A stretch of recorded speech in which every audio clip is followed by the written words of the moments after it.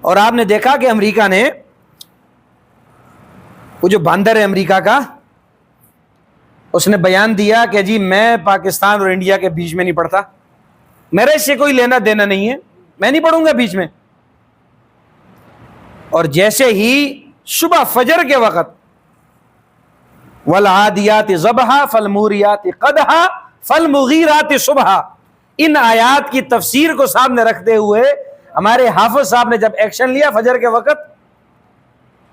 تو ابھی چند گھنٹے ہی نہیں گزرے تھے امریکہ فوراً میدان میں آ گیا، او نا بھائی جنگ روک دو، جنگ روک دو۔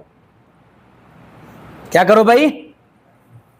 جبکہ رات کو کیا بیان تھا؟ میں اس جنگ میں نہیں پڑوں گا۔ مقصد کیا تھا؟ وہ یہ سمجھتا تھا کہ چند گھنٹوں میں انڈیا اسرائیل مل کر پاکستان کو حلوہ بنا دے گا، پھر ہم چودھری بن کے بیچ میں آ جائیں گے۔ ایک تو مکر انہوں نے کیا، اور ایک تدبیر کس کی تھی؟ اللہ کی۔ واللہ خیر الماکرین۔ جو اللہ نے لکھا ہوا تھا وہ یہ تھا کہ تمہیں منہ کے کھانی پڑے گی۔ تو پھر جب تگڑا جواب ملا تو وہ بادشاہ سلامت میدان میں آگے نہ بھائی صلح کرو، بس آگے جنگ نہیں لے کے جانا۔ کیوں؟ کہ اس نے دیکھ لیا تھا کہ معاملہ الٹ ہو گیا ہے، لینے کے دینے پڑ گئے۔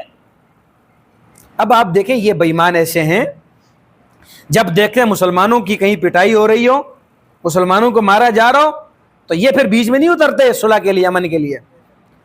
اور جب دیکھتے ہیں مسلمان حاوی ہو جائیں تو فوراً جنگ روک دو، خطے کے لیے نقصان دہ بات ہے جنگ، ہم امن چاہتے ہیں اس ملک میں، دنیا میں۔ یہ منافقانہ پالیسیاں ہوتی ہیں۔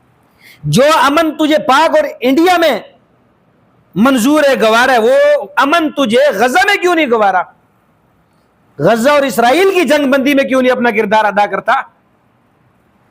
وہ کردار چند گھنٹوں میں تو یہاں ادا کرنے کے لیے تیار ہو گیا، وجہ کیا تھی؟ یہ ساری صورتحال جب آپ حضرات کے سامنے آ گئی ہے تو سمجھ جانا چاہیے یہود، نصارہ، امریکہ، اسرائیل، یہ سارے کفار اس وقت مسلمانوں کے خلاف ایک ہیں۔ کیا ہے بھائی؟ تو ہمیں بھی ایک ہونا چاہیے کہ نہیں ہونا چاہیے؟ یا ہمیں بھی افراتفری کا شکار رہنا ہمیشہ؟ ان کی ٹینشن میں اضافہ اس حوالے سے بھی ہوا کہ ہماری عوام نے جنگ کو جنگ بھی نہیں سمجھا۔ ساری چیزیں آپ حضرات کے سامنے ہیں نا۔ تو یہ چیزیں بھی ان کی خواہشات پر، ان کی سوچوں پر، ان کی فکروں پر پانی پھیرنے والی تھی کہ یہ عوام جنہیں ہم ڈرانا چاہتے تھے کہ یہ ڈر جائیں گے اور فوراً عوام حکومت پر دباؤ ڈالے گی، منتوں والا کام ہوگا، عوام تو خود ماشاءاللہ فوجیوں کے ساتھ ساتھ کھڑے تھے۔